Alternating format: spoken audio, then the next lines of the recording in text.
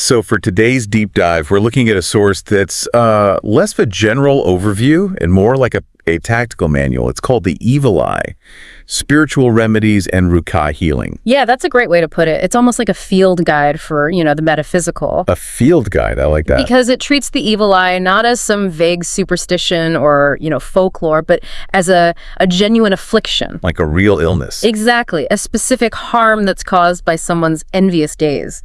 And because the source presents the problem as this real contagion, the solution it offers, Ruqyah, is framed as the necessary antiviral, so to speak. Okay, but we should probably clarify that term, Ruqyah. Yeah. Because for a lot of people, when you say spiritual remedy, they might just think of, meditation or positive thinking. Oh, absolutely not. It's far from that. It's not just about wishing away bad vibes. Not at all.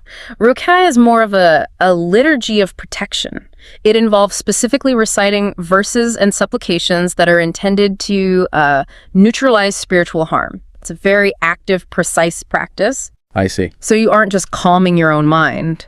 You are actively trying to repel an external negative force. And that's usually where you'd bring in an expert, right? In most traditions, if you have some kind of spiritual ailment, you go find a healer or an elder.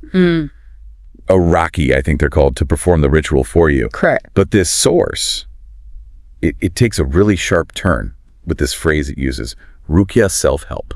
And that is the disruption. That's the whole point. It completely bypasses the intermediary. Right. The text is explicitly linking the remedy to the individual who is suffering. It's suggesting that the power to do these recitations and to access this protection isn't just reserved for a clerical elite. It's accessible to you. It's accessible to you, exactly. So it's essentially, it's like DIY spiritual warfare. Yeah, that's one way to look at it. Which is, it's empowering for sure, but it also really changes the whole nature of the cure, doesn't it? You're not just a patient anymore. You become the practitioner. And that shift is, it's massive. Think about it. When you rely on a healer, we're passive. You're waiting to be fixed.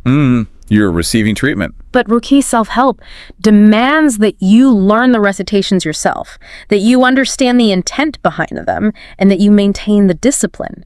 It turns spiritual health into a personal responsibility. And instead of a service, you go out and find. Precisely. So the source sort of it identifies the sickness, then it hands you the scalpel, and it says, okay, you can do this. It does. It removes the barrier to entry, but as you said, it definitely increases the burden of performance on the individual. Yeah, that makes sense. And I think that really raises the key question for you, the listener, to sort of chew on. In a world where we love to outsource our problems, to doctors, to tech support, to consultants, to almost anyone else. What does it actually